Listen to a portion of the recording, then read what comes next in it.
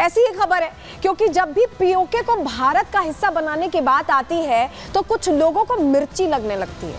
ये मिर्ची उन लोगों को लगती है जो भारत में रहते हुए भी पाक परस्तों की तरह बात करते हैं। अब बात उन्हीं की करेंगे।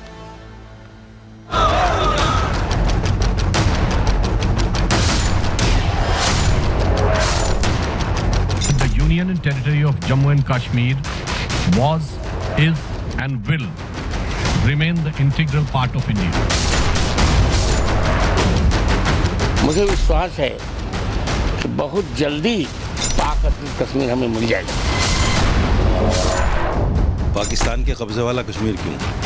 मैं राम भद्राचार्य के साथ में हूँ, पूरे पाकिस्तान को साथ में। ये जो आप धर्म से हटकर सियासत खेलते हैं ना, ये धर्म में कहीं गुंजाइश नहीं है इसकी।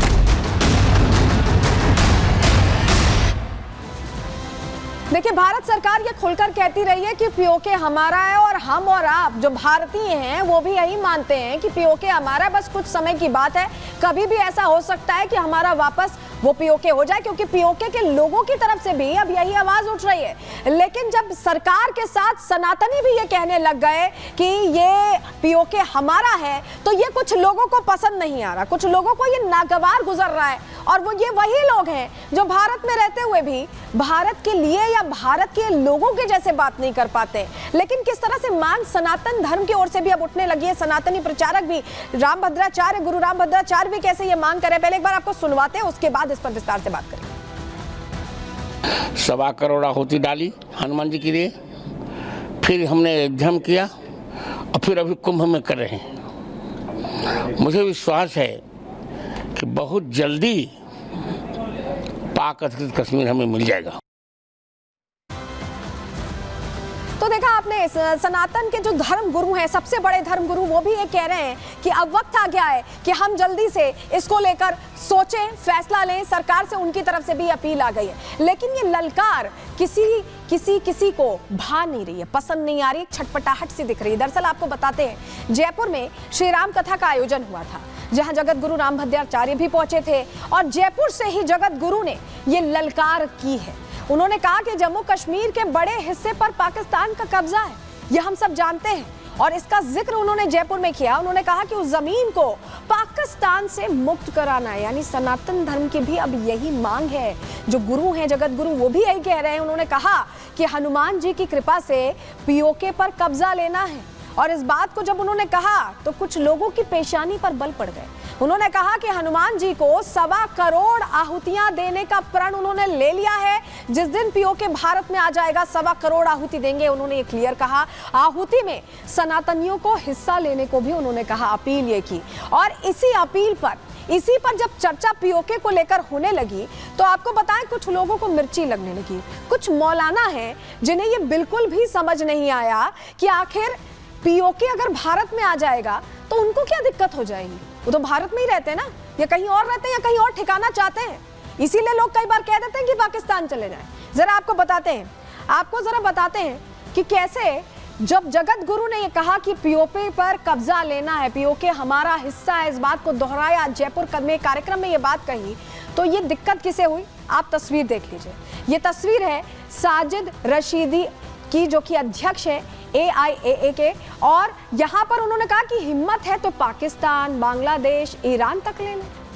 आखिर उन्हें इतनी तकलीफ क्या हो गई कि वो बांग्लादेश का भी जिक्र करने लगे, ईरान का भी जिक्र करने लगे। वो तो भारतीय है ना, उन्हें ये कहना चाहिए था कि ठीक है, वक्त आ गया कि पाकिस्तान से हम पीओके वापस लें, वहां पर भी विकास की धारा बहाएं।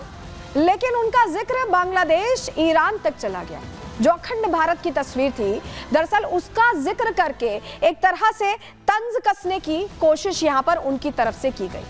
ऐसा लगा कि जगत गुरु ने जब कहा तो जगत गुरु के बयान से थोड़ी छटपटाहट आ गई, थोड़ी बेचैनी दिखी। क्यों बेचैनी हुई है, जरा आपको बताते हैं।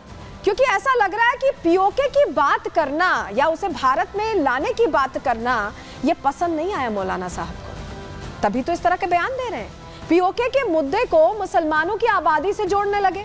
आखिर क्या जरूरत थी। पाकिस्तान, बांग्लादेश, ईरान को भी मिला लो, इस तरह का तंज कसने लगे अपनी ही सरकार पर।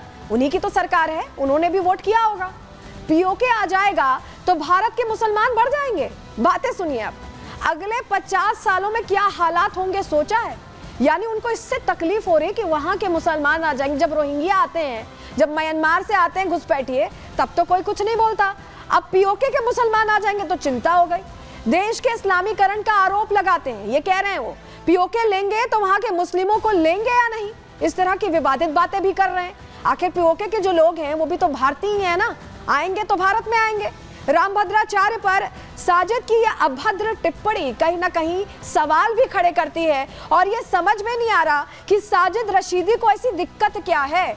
घुसपैठी आते हैं तो ये साजिद रशीदी चुप हो जाते, सीएए एनआरसी की बात होती है तो भड़काने लगते हैं, और जब पीओके को लाने की बात होती है तो अलग ही तरह का माहौल बनाते हैं। सुनिए जरा साजिद रशीदी को। पाकिस्तान के कब्जे वाला कश्मीर क्यों? मैं राम भद्राचार्य के साथ में हूँ, पूरे पाकिस्तान को साथ लीजिए। अखंड भारत आप जानते हैं कहाँ तक है? अखंड भारत ईरान, इराक, पूरा ये अखंड भारत है। तो राम भद्राचार्य सिर्फ कश्मीर की बात क्यों करते हैं? वो कश्मीर तो खुद ही टूटा पड़ा है, वो तो खुद ही मानता है कि हम पाकिस्तान के साथ नहीं हैं, और वहाँ के लोग जो है पाकिस्तान के ख़िलाफ़ नारेबाजी करते हैं। हिम्मत और ताकत की बात तो ये है कि आप पाकिस्तान को, बांग्लादेश को, ईरान को, इराक को, अफ़गानिस्तान को, हिंदुस्तान का सारा मुसलमान आपके साथ है, ले लो साथ में। राम भद्राचार्य जी, ये जो आप धर्म से हटकर सियासत खेलते हैं ना, ये धर्म में कहीं गुंजाइश नहीं है इसकी। तो एक तरफ रशीदी साहब कह रहे हैं कि धर्म से हटकर सियासत करनी चाहिए, धर्म की गुंजाइश नहीं है। दूसरी तरफ घुसपैठियों को लेकर बात होती है तो कुछ नहीं बोलते, सीए एनआरसी पर कुछ नहीं बोलते, लेकिन पीओके की बात होती है तो कहीं ना कहीं छटपटाने लगते हैं। रिपोर्ट आपको दिखा रहे हैं क्योंकि अब सनातनियों ने भी सुर में सुर मिलाना शुरू कर दिया कि पीओके भारत का है। रिपोर्ट देखिए।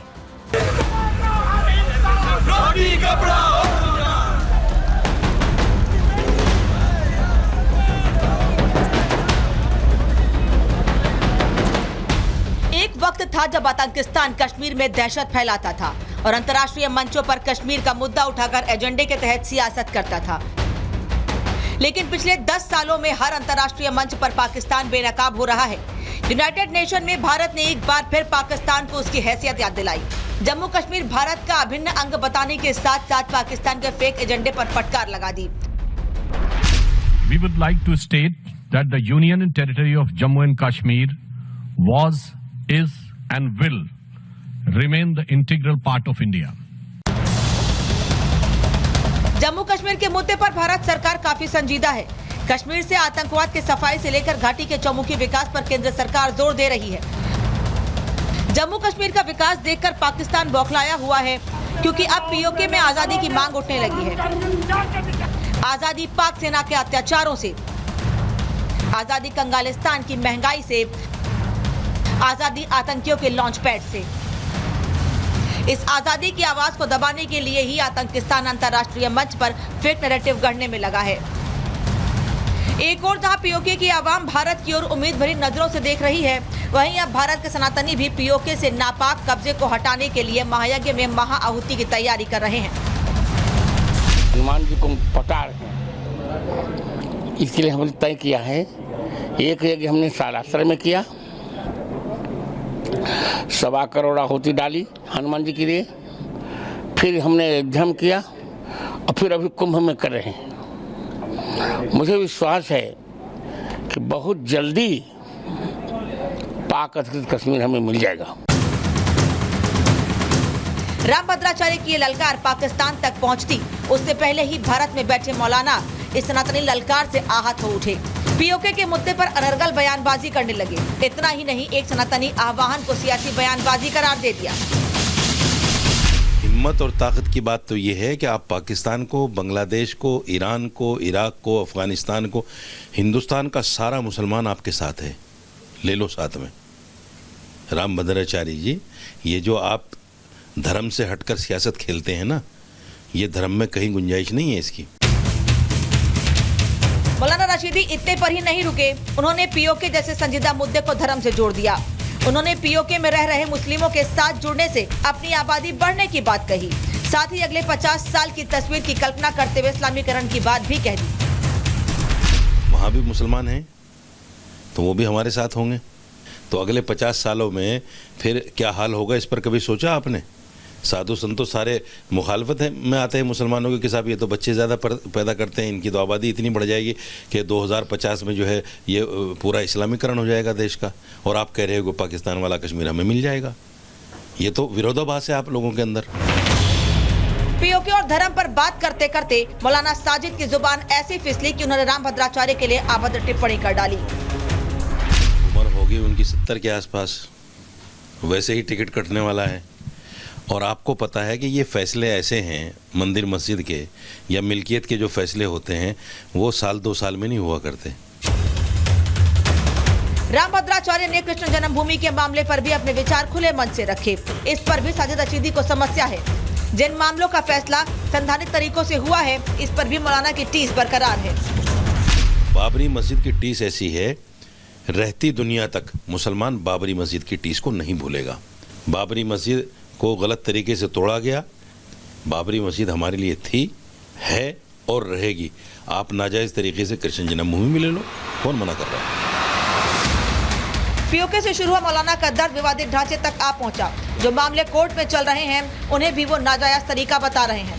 रामभद्राचार्य से उम्मीद कर रहे हैं कि वो हिंदू मुस्लिम को एक साथ जोड़ने की बात करें, लेकिन खुद भारत की 50 साल बाद की तस्वीर बताकर डराने की कोशिश कर रहे हैं। Bureau report, Republic Bharat.